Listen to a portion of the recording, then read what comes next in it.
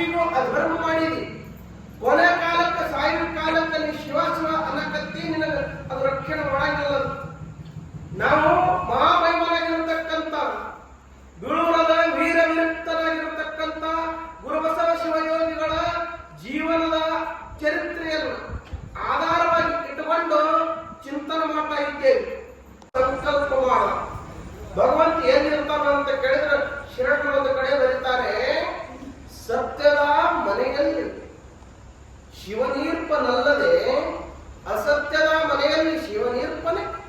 ಪ್ರಶ್ನೆ ಮಾಡ್ತಾರೆ, ಇಲ್ಲಿಲ್ಲ ಕಾಣಿರೋ ನಮ್ಮ ಅಖಂಡೇಶ್ವರನ ಒಲಿಸಬೇಕಾದರೆ ನೀವು ನಿತ್ಯದಲ್ಲಿ ಸತ್ಯವನ್ನೇ ಸಾಧಿಸಿರುವಂತ ಷಣ್ಮುಖಗಳು ಬಸವಾದಿ ಶಿವಶರಣರ ಜೊತೆ ಇದ್ದವರು ಬಹಳ ಪವಿತ್ರವಾಗಿರ್ತಕ್ಕಂಥ ಮಾತು ಹೇಳ್ತಾರೆ.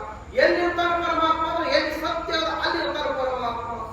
ಭಕ್ತರು ಯಾರ ಮನಸ್ಸು ನೋಯಿಸಾಕ ಬರಂಗಿಲ್ಲ, ಸುಮ್ಮನೆ ಮಹಾತ್ಮರು ಶರಣರು ಸಂತರದ ಕೆಲಸ ಏನು ಅಂತ ಕೇಳಿದ್ರೆ ಯಾರ ಕರೀತಾರೆ ಅಲ್ಲಿ ಹೋಗೋದು, ಒಂದು ತುತ್ತು ಅನ್ನ ಕೊಟ್ಟರೆ ಅದನ್ನು ತಿನ್ನೋದು, ಅಂತಃಕರಣ ಪೂರ್ವಕವಾಗಿ ಅವರಿಗೆ ಆಶೀರ್ವಾದ ಮಾಡೋದು, ಹಿಂಗ ಅವ್ರ ಕಾಯಕ ಆಯ್ತಪ್ಪ ಹೋಗು ಹೋದ್ರು. ತ್ರಿಕಾಲ ಜ್ಞಾನಿಗಳೆಲ್ಲ ತಿಳ್ಕೊಂಡಿದ್ರು. ಈ ಗಣಚೌತಿ ಮಾನವನ ಸುತ್ತ ಭಯಂಕರ ಹಿಂಗಾರಿ ಮಳಿ, ಭಯಂಕರ ಭೀಕರವಾಗಿರ್ತಕ್ಕಂಥ ಹೊರಗ ಅಲ್ಲಿ ಬಿದ್ದಿತ್ತು. ಎಲ್ಲಿ ಮಳೆ ಇಲ್ಲ, ಏನೂ ಇಲ್ಲ, ಇಂಥ ಪ್ರಸಂಗದೊಳಗ ಅವರು ವಿಚಾರ ಮಾಡಿದ್ರು. ಭಕ್ತರು ಕರ್ಯಾಕ ಬಂದಾರ. ಹೋದ ಮ್ಯಾಲ ಭಕ್ತರು ಮನಿ ತನಕ ಹೋದ ಮ್ಯಾಲ ಅವ್ರ ಮುಖದ ಮ್ಯಾಲ ಕಳೆ ಇರಬೇಕು. ಯಾವಾಗ ಕಳೆ ಇರ್ತದಂದ್ರ ಮಳೆ ಚಲೋ ಆಗಿತ್ತಂದ್ರ, ಬೆಳೆ ಚಲೋ ಆಗಿತ್ತು ಅಂದ್ರ, ಎಲ್ಲಾ ರೀತಿ ಪರಮಾತ್ಮ ಆನಂದ ಇಟ್ಟಿದ್ದಂದ್ರ ಏನಾಗ್ತದ ಅವ್ರು ಕರ್ಕೊಂಡು ಹೋದದಕ್ಕ ನಾವು ಓದೋದಕ್ಕ ಒಂದು ಸಂತೋಷ ಆಗ್ತದಂತ ಸಂಕಲ್ಪ ಮನಸ್ಸಿನೊಳಗೆ ಮಾಡಿ ಅವರು ಒಂದು ಕ್ಷಣ ಮಟ್ಟದ ಹೊರಗಡೆ ಬಂದು ಹೇಗೆ ನಿಂತ್ಕೊಂಡು ಬರೇ ಆಕಾಶದತ್ತ ನೋಡ್ತಿದ್ರು ಗುರುಗಳು. ಆಕಾಶದತ್ತ ನೋಡುವಾಗ ಭಕ್ತರು ಕರೀಲಕ್ ಬಂದವರು ಬೆಳ್ಳಿಗೆ ಭಕ್ತರು ಕೇಳ್ತಾರ, ಯಪ್ಪ ಇವತ್ತು ಚಿನ್ನ ಏನೋ ಬೇರೆ ಐತಂತ. ನಮಗೆ ಏನ್ ಬೇಕಾಗ್ಯದ? ಮಳೆ ಬೇಕಾಗ್ಯದ. ಬರೇ ಆಕಾಶದಂತ ನೋಡ್ತಾ ಇದ್ದಾನೆ ಗುರುನಾಥ ಅಂತ ತಿಳ್ಕೊಂಡು ಬಿಳೂರು ಶಿವಯೋಗಿಗಳ ಪಾದಿಗೆ ಬಿದ್ದು ಅವರು ಸದ್ಭಕ್ತರು ಕೇಳ್ತಾರ, ಯಪ್ಪ ಬಹಳ ದಿನ ಮಳೆ ಹೋಗ್ಯದ, ಇಲ್ಲಿ ಕರ್ಕೊಂಡು ಬಂದು ನಿಮ್ಮನ್ನು ನಮ್ಮ ಊರಿಗೆ ಕರ್ಕೊಂಡು ಹೋಗಿ ಪಾದ ಹಾಕ್ಸಿ ಇದು ಸಂಕಲ್ಪ ಯಾಕೆ ಮಾಡಿದೀವಿ ಅಂದ್ರ ಮೂಲ ಸೌಕರ್ಯಗಳು ನಮಗ್ ಕೊರತೆ ಆಗ್ಯಾವು. ಅದ್ರೊಳಗೆ ಮೊಟ್ಟ ಮೊದಲಿಗೆ ಏನ್ ಬೇಕಾಗ್ಯದ ಅಂದ್ರೆ ಮಳೆ ಬೇಕಾಗ್ಯದ ಅಂದ್ರು. ಆತಪ್ಪ ಅದೆಲ್ಲ ಶಿವನ ಇಚ್ಛೆ. ನೀವು ತಗೊಳಕ್ ತಯಾರಿದ್ದೀರಿ ಅಂದ್ರೆ ಕುಡ್ಲಿಕ್ಕ ಸಮರ್ಥದಾನ. ಬಹಳ ಮಂದಿ ಇಟ್ಟೊಳಕ್ ಬಂದಿಲ್ಲ. ಸುಮ್ಮನೆ ಹೇಳ್ತೀನಿ, ಕುರಿ ಕಾಯ್ಕೊಂಡು ಅಡಗ ಹೋಗಿದ್ದತ್ತು. ಬೆಳಗಿನ ಹಿಡ್ಕೊಂಡು ಸಾಯಂಕಾಲ ಸಮಯದವರೆಗೆ ಕುರಿ ಕಾಯ್ಕೊಂಡು ಅಡಗ ಹೋಗಿದ್ದ. ಮತ್ತು ಟೈಮ್ ಪಾಸ್ ಆಗ್ಬೇಕು ಒಂದಿಟ್ಟು ತಂಬಾಕು ಕೈಯಾಗಿ ಇಟ್ಕೊಂಡು ತಂಬಾಕು ತಿಕ್ಬೇಕನ್ನೋದ್ರಾಗ ಆ ತಂಬಾಕು ಚೀಲೊಳಗೆ ಬರೀ ತಂಬಾಕು ಎತ್ತು ಸುಮ್ಮನೆ ಡಬ್ಬೆಗೆ ಸುಮ್ಮನೆ ಖಾಲಿಯಾಗಿತ್ತು. ಸಿಕ್ಕಾಪಟ್ಟಿ ಬೇಯಾಕತ್ತಂತವ ಭಗವಂತ ದೇವ್ರಿಗೆ ಬೇಯಾಕತ್ತಂತ. ಬೇಯಾಕತ್ತ ಕೂಡಲೇ ಪಾರ್ವತಿ ತಕರಾರು ಮಾಡೋದು, ನೋಡ್ರಿ ಪಾಪ ಕುರಿಗಾರ ಕೆಟ್ಟ ಬಿಸಿಲಾಗ ತಿರುಗಾಡಿ ಕುರಿ ಕಾಯ್ಲಕತ್ತಾನಲ್ಲಿ ಅವನಿಗೆ ಏನು ಬೇಕಾಗ್ಯದ ಗೊತ್ತಿಲ್ಲ. ಅವ ಬೇಯಾಕತ್ತಾನ, ಹೋಗಿ ಅವ ಏನು ಹೇಳ್ತಾನ ಅವ್ರಿಗೆ ಪಟ್ಟು ಬನ್ನಿ. ಅಲ್ಲ ಬೇಯ್ರು ಬರ್ತಾನೆ ದೇವ್ರಂತ ಅಂದ ಮನೆಗೆ ಹೋಗಿ ಬೇರೆ ದೇವ್ರಿಗೆ ಬೇಕೋತ್ ಕೂತೀನಿ ಮತ್ತ ಕೆಲಸ ಕೊಡಂಗಿಲ್ಲ. ಅವ ವೇದಾನ ಅಂತೇಳಿ ನಾವು ವೇದಕ್ಕೆ ಹೋದ್ರೆ ಕಲ್ಲಿದ ಮಾತು ನೋಡಿ ಮಾಲಿ ಮಾಡಕ್ ಹೋಗಿ ಕಾಲದ ಪಿಲ್ಲೆ ಕಳ್ಕೊಂಡು ಮನೆಗೆ ಹೋದಳತ್ತ. ಒಂದು ಗಾದೆ ಮಾತು ಬರ್ತದ, ಪ್ರಸಂಗ ಬಂದಾಗ ಹೇಳ್ತೀನಿ. ಪಾರ್ವತಿ ಮಾತು ಕೇಳಿ ಪರಮೇಶ್ವರ ಅಲ್ಲಿಗೆ ಬಂದ, ಹುಡುಗಾರ ಹತ್ರ ಬಂದು, ಯಾಕಪ್ಪ ಬಾಳ ನನಗ ನಿಲ್ಸಕತ್ತಿ, ಏನ್ ಬೇಕಾಗ್ಯದ ಹಿರಿಯ ಅಂದ. ಮತ್ತೇನು ಮಾಡಬೇಕಾಗ್ತದ ನಿನ್ನ ಮೂರ್ಖ, 3 ತಾಸು ಆಯ್ತು ಬೇಯ್ಲಕತ್ತೀನಿ, ತಂಬಾಕದಾಗ ಹಚ್ಕೊಂಡು ತಿಲ್ಲಕ್ ಸುಣ್ಣಿಲ್ಲ, ಒಂದು ಸುಳ್ಳು ಡಬ್ಬಿ ಕಟ್ಟು ಹೋಗ್ಬಿಡು ಅಂದತ್ತ. ನಮ್ಮ ಕಡೆ ಬಂದಿದ್ರೆ ಆ ಪರಮಾತ್ಮನೇ ನಮ್ಮಲ್ಲಿಗೆ ಬಂದಿತ್ತಂದ್ರ ಬಂದೇಯಪ್ಪ ಬಹಳ ಚಲೋ ಆಯ್ತು, ಬಾಯಪ್ಪ ಒಟ್ಟ ಹೋಗ್ಬೇಡಪ್ಪ, ಒಳಗಿನ ಕೋಲೆ ಆಗಿರ್ಬೇಕಪ್ಪ, ಒಳಗೆ ಹಾಕಿ ಕಿರಿ ಹಾಕ್ತಿದ್ದೆ ನಾವು. ಅವ ಭಗವಂತ ನಮ್ಮನಿಗೆ ಬಂದ್ರೆ ಒಳಗಾಗಿ ಕೀಲಿ ಹಾಕ್ತಿದ್ದ ನಾವು. ಅದಕ್ಕೆ ಬೇಡಲಕ್ಕ ಭಗವಂತ ಬಂದಾಗ ಕುಡ್ಲಕ್ಕೆ ತಯಾರಾದಾಗ ಏನು ಬೇಡಬೇಕಲ್ಲ ಅದನ್ನು ನಾವು ವಿಚಾರ ಮಾಡ್ಬೇಕು. ಅವತ್ತವ ಕುರಿಗಾರ ಪರಮಾತ್ಮನೇ ಬಂದ ಮುಂದೆ ನಿಂತು ಈ ಬೇಡಿ ಲೋಕಪಾಲಕ ಅಂದಾರ, ನನಗೆ ಭಗವಂತ ಅಂದಾರ, ದೇವರಂದಾರ, ಮೂರು ಜಗದ ಒಡೆಯ ಮುಕ್ತನಂತ ಕರೆದಾರ. ನಾನೇ ಬಂದಿನಿ ನಿನಗೆ ಕುಡು ಸಲುವಾಗಿ, ಏನ್ ಬೇಡ್ತಿ ಬೇಡ ಅಂದಾಗ ನಿನಗೆ ಮಣ್ಣು ಬೇಡ ಸುಳ್ಳು ನಡೆ ಕಡದ ಹಿಂಗೂ ಅದಾದರೇಕಿ. ಅದಕ್ಕ ಅವ್ರು ಹೇಳ್ತಾರೆ ಗುರು ಶಿವಯೋಗಿಗಳು, ನೀವು ತಗೊಳಕ್ ಸಮರ್ಥ ಇದ್ರೆ ಕೊಡ್ಲಿಕ್ಕೆ ಅವನು ಸಮರ್ಥದಲ್ಲ.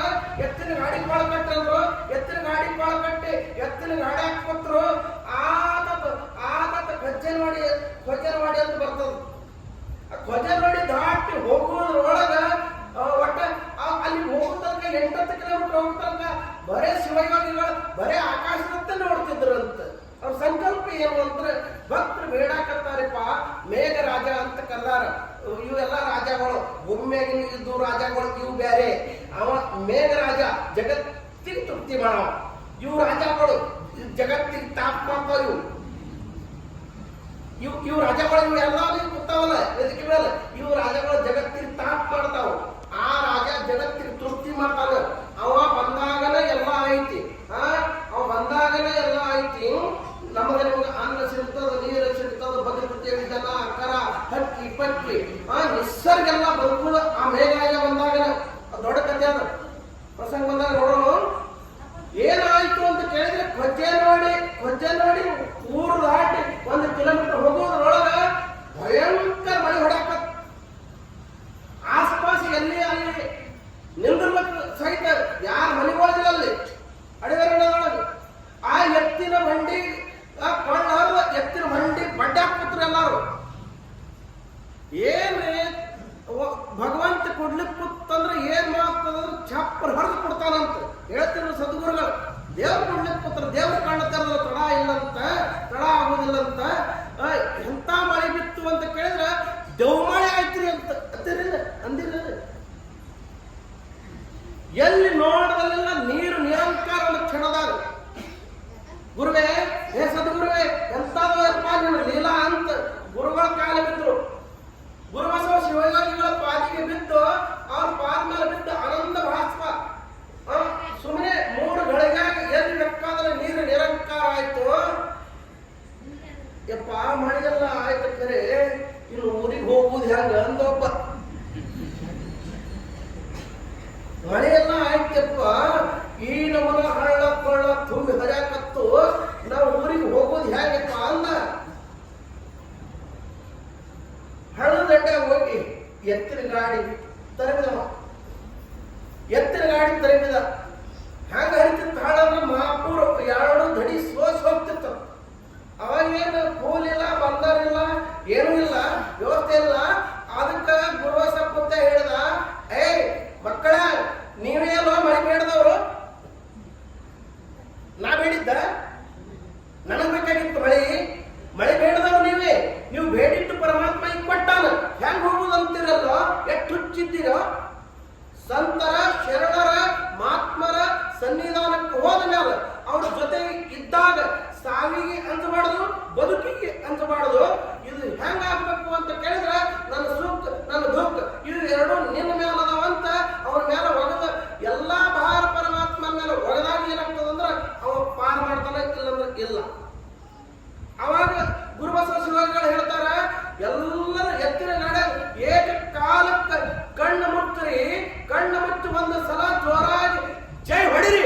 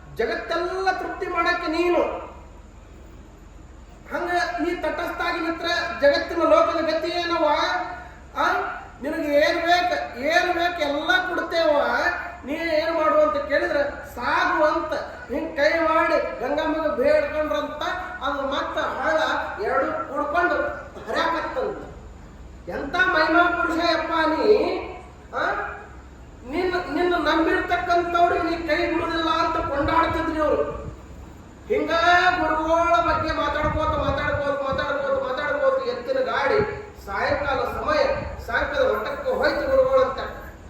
ಇನ್ನ ಬೆಳ್ಳುಳ್ಳಿಗೆ ಹೋಗ್ತಾರ ದಾರಿ ಮಧ್ಯದೊಳಗೆ ಗುರುಗಳ ಮಠ, ಗುರುಗಳ ದರ್ಶನ ಮಾಡ್ಕೊಂಡು ಹೋಗೋಣ ತಿಳ್ಕೊಂಡು ಸಂಘದ ಮಠಕ್ಕೆ ಹಾದು ಗುರುಗಳ ಮಠದಾಗ ಇದ್ರು. ದರ್ಶನ ಆಯ್ತು, ಗುರು ಶಿಷ್ಯರ ಸಮ್ಮಿಲನ. ಗುರುವಿನ ಸುಖ ಶಿಷ್ಯಗೆ ಗೊತ್ತ, ಶಿಷ್ಯನ ಸುಖ ಗುರುವಿಗೆ ಗೊತ್ತ. ಗಂಡನ ಸುಖ ಹೇಳ್ತೀವಿ, ಹೇಳ್ತಿ ಸುಖ ಗಂಡನೇ. ಅದು ಅದು ಮತ್ತೊಬ್ರಿಗೆ ಗೊತ್ತಾಗಲಿಕ್ಕೆ ಸಾಧ್ಯನೇ ಇಲ್ಲ. ಅಂತಪ್ಪ ಗುರು ಶಿಷ್ಯರ ಸಮ್ಮಿಲನ ಅವತ್ತು ಸಂಘದ ಮಠದಾಗ ಆಯ್ತು. ಬೆಳವಣಿಗೆ ಸದ್ಭಕ್ತರೆಲ್ಲ ಬಂದಿದ್ರು. ಅವಾಗ ಗುರುಗಳು ಹೇಳಿದ್ರಪ್ಪ, ಸಾಯಂಕಾಲ ಸಮಯ ಆಗ್ಯದ, ಪೂಜಾ ಮುಗಿಸ್ಕೊಂಡು ಇವತ್ತು ಪ್ರಸಾದ ಮಾಡ್ಕೊಂಡು ಇವತ್ತೊಂದು ದಿನ ಇಲ್ಲೇ ಇದ್ಕೊಂಡು ನಾಳೆ ಬೆಳಿಗ್ಗೆ ಹೋಗಕತ್ರಿ ಅಂದಾಗ ಗುರುಗಳ ಮಾತಿಗೆ ಒಪ್ಪಿಕೊಂಡು ಎಲ್ಲರೂ ಸಂಘದ ಮಠದಾಗ ಉಳಿದ್ರು. ರಾತ್ರಿ ಗುರುಬಸಪ್ಪುತ್ಯ ಬಂದನ ಅಂತ ಊರೆಲ್ಲ ಸುದ್ದಿಯಾಗಿತ್ತು. ಮ್ಯಾಲಿನ ಮನಿ ಮಲ್ಲವಯ್ಯ ಎತ್ತಿದ್ಳು. ಆಕಿ ಹೊಡ್ಕೋತ ನಸಿಕನಾಗ ಮಟ್ಟಕ್ಕೆ ಬಂದಳು. ಗುರುಗಳ ಕಾಲಿಗೆ ಬಿದ್ದಳು. ಯಪ್ಪ, ಗುರು ಶಿಷ್ಯರು ಇಬ್ರು ಕೂಡಿರಿ, ನಿಮಗೆ ಇಬ್ಬರಿಗೆ ಕರ್ಕೊಂಡು ನನ್ನ ಮನೆಗೆ ಒಯ್ದು ಪ್ರಸಾದ ಮಾಡಿಸ್ಬೇಕಂತ ನನಗೆ ಇಚ್ಛೆ ಆಗ್ಯದ. ಕರ್ದಲ್ಲಿ ಹೋಗೋರು ದೊಡ್ಡವರು ಸಣ್ಣವರು ಶ್ರೀಮಂತರು ಬಡವರು ಇದು ಯಾವುದಾದ್ರು ದೃಷ್ಟಿ ಒಳಗಲ್ಲ. ಎಲ್ಲರನ್ನ ಸಮಾನ ದೃಷ್ಟಿ ಒಳಗೆ ನೋಡವರೇ ಗುರುಗಳಂತ ಗುರು ಶಿಷ್ಯರು ಇಬ್ರು ಕೂಡಿ ಇವನ್ನೆಲ್ಲ ಭಕ್ತರನ್ನು ಕರ್ಕೊಂಡು ಆ ಮಲ್ಲವಾಯಿ ಮನೆಗೆ ಊಟಕ್ಕೆ ಹೊಂಟಾರ. ನೋಡ್ರಿ, ಗುರುಗಳು ಬರ್ತಾರಂದ್ರ, ಗುರು ಶಿಷ್ಯರು ಇಬ್ರು ನಮ್ಮ ಮನೆಗೆ ಬರ್ತಾರಂದ್ರ ಅವ್ರ ಮನೆಯೊಳಗೆ ಏನು ಐತಿ, ಪರಮಾತ್ಮ ಏನು ಕೊಟ್ಟಾನ ಅದನ್ನೇ ಪ್ರಸಾದ ರೂಪದೊಳಗೆ ಗುರುಗಳಿಗೆ ಉಣಿಸ್ಬೇಕಂತ ಭಾವ. ಅದ್ರೊಳಗೆ ಭಕ್ತಿ ತುಂಬ್ಯದ, ಭಕ್ತಿ ರಸ ತುಂಬ್ಯದ, ಅದು ಅಮೃತ ಆಗ್ತದ. ಆ ಮಲ್ಲವಾಯಿ ಮನೆಗೆ ಹೋಗಿ ಸಂಗಾಟಿಗಳವರೆಲ್ಲ ಕರ್ಕೊಂಡು ಗುರು ಶಿಷ್ಯರಿಬ್ರು ಕುಡ್ಕೊಂಡು ಕೈಕಾಲು ಮಜ್ಜಲ್ ಮಾಡ್ಕೊಂಡು ಬಸ್ ಹಚ್ಕೊಂಡು ಹೋಗಿ ಪಂಕ್ತಿ ಕೊಡ್ತಾರ. ಬೇಕು ಬೇಡ ನಾನಾ ರೀತಿ ಪಂಚಪಕ್ವಾನ ಮುಷ್ಟಾನ ಭೋಜನ ಅಡಿಗೆ ತಯಾರು ಮಾಡಿ ಅಗಲ್ ಹಚ್ಚಿ ಮುಂದಿಟ್ಟಾರ. ಒಂದು ಕ್ಷಣ ಎಲ್ಲಾ ಕಡೆ ಹಿಂಗ ಕಣ್ಣು ಆಡಿಸಿದ್ರು. ಯಾರು? ಗುರುಬಸವ ಶಿವಯೋಗಿಗಳು. ಮುದುಕಿ ಎಲ್ಲಾ ತರ ಅಡಿಗೆ ಮಾಡಿ, ಹುಗ್ಗಿ ಮಾಡಿ, ಹೋಳಿಗೆ ಮಾಡಿ, ನಾನಾ ತರ ಅಡಿಗೆ ಮಾಡಿ, ಮತ್ತ ಹಾಲೇ ಕಾಣಿಸೋದಿಲ್ಲ ಅಂದ. ಯಪ್ಪ, ಇರುದಂದೇಮ್ಮಿ 3 ವರ್ಷ ಆಯ್ತು ಗೊಡ್ಡ ಬಿದ್ದದು. ಯಪ್ಪ, ಎಲ್ಲಿ ತರಲಿ ಹಾಲ ಅಂದಳು. ಶರಣರು ಹಿಂಗೆ ಹೇಳ್ಯಾರ, ಮುದುಕಿ ನೀನು ಒಲಿದರೆ ಕೊರಡುವುದು, ನೀನು ಒಲಿದರೆ ಬರಡು ಹಯನಾಗುವುದು. ಬಹಳ ಕಿಮ್ಮತ್ತಿನ ಮಾತದ. ಈ ಗುರುಬಸಪ್ಪನ ಮೇಲೆ ವಿಶ್ವಾಸ ಇಟ್ಟಿಯೇನು ಪಕ್ಕ, ಈ ಶರಣನ ಮೇಲೆ, ಈ ಮಹಾತ್ಮನ ಮೇಲೆ ವಿಶ್ವಾಸ ಇಟ್ಟಿಯೇನು ಪಕ್ಕ. ಯಪ್ಪ, ಪಕ್ಕ ವಿಶ್ವಾಸ ಇಟ್ಟು, ನಿನ್ನ ಮೇಲೆ ಪ್ರೇಮ ಇಟ್ಟು, ನಿನ್ನ ಮೇಲೆ ಭಕ್ತಿ ಇಟ್ಟು, ಅದಕ್ಕಾಗಿನೇ ಇವತ್ತ ನಿನ್ನ ಜೊತೆ ಗುರುಗಳು ಕರ್ಕೊಂಡು, ಗುರು ಶಿಷ್ಯರು ಇಬ್ಬರು 2 ದೇವಗಳು ಕರ್ಕೊಂಡು ಮನೆಗೆ ಬಂದಿನಪ್ಪ. ಭಕ್ತಿ ಇಲ್ಲದೆ, ವಿಶ್ವಾಸ ಇಲ್ಲದೆ ಕರ್ಕೊಂಡು ಬರ್ಲಕ್ಕೆ ಸಾಧ್ಯ ಐತಿ ಏನಂತ ಮುದುಕಿ ಕೈ ಮುಗಿತದ. ಹಂಗಿದ್ರ ಅವ ಹಾಲಿನ ಗಿಂಡಿ ತಗೋದು,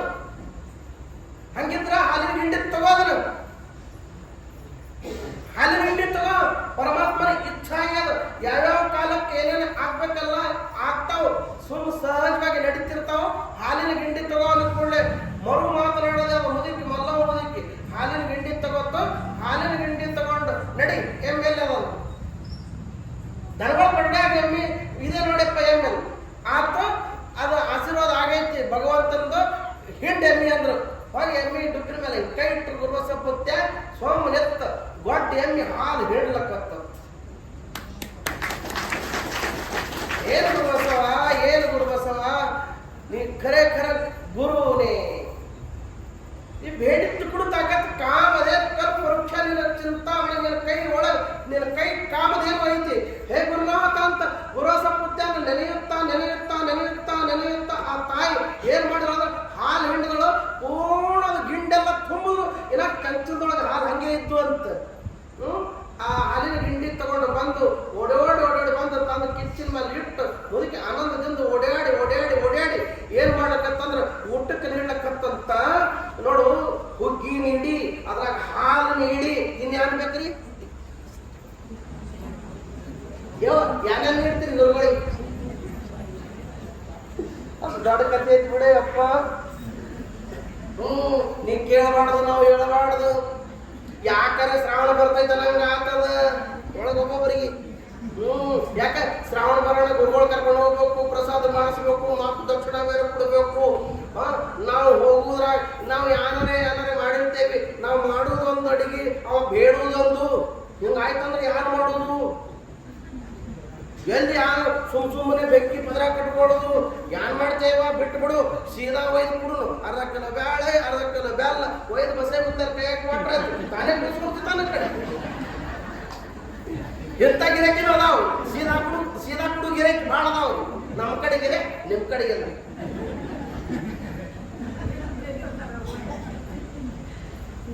ಊಟಕ್ಕೆ ಕೂತಾರೆ,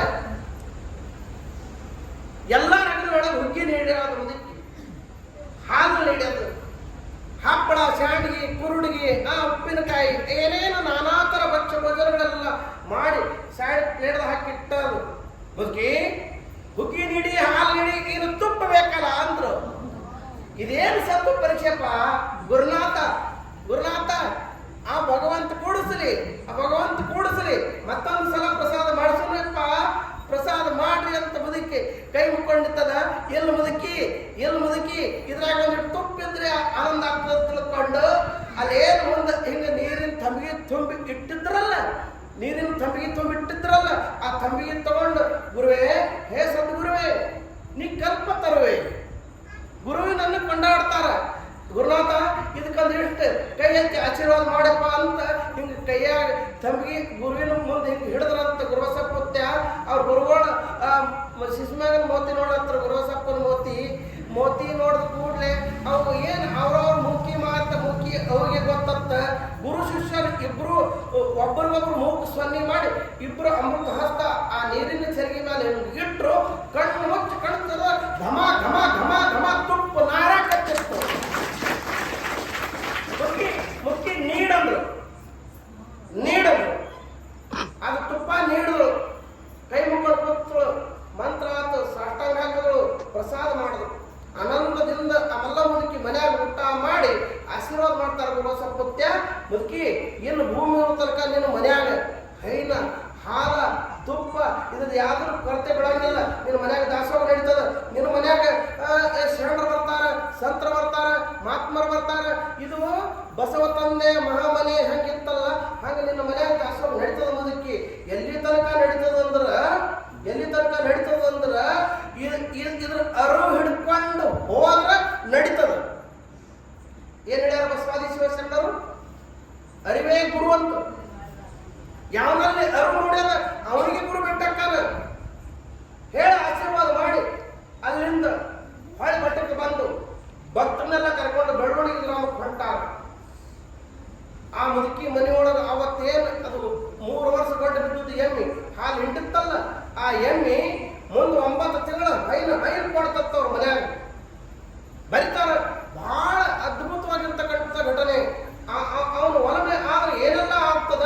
ಅವನು ಒಲಮೆ ಆಗ್ಬೇಕಾದ್ರೆ ನಮ್ಮ ಮನಸ್ಸು ನಿರ್ಮಲ ಇರಬೇಕು, ಹೃದಯ ಪರಿಪಕ್ವವಾಗಿರಬೇಕು.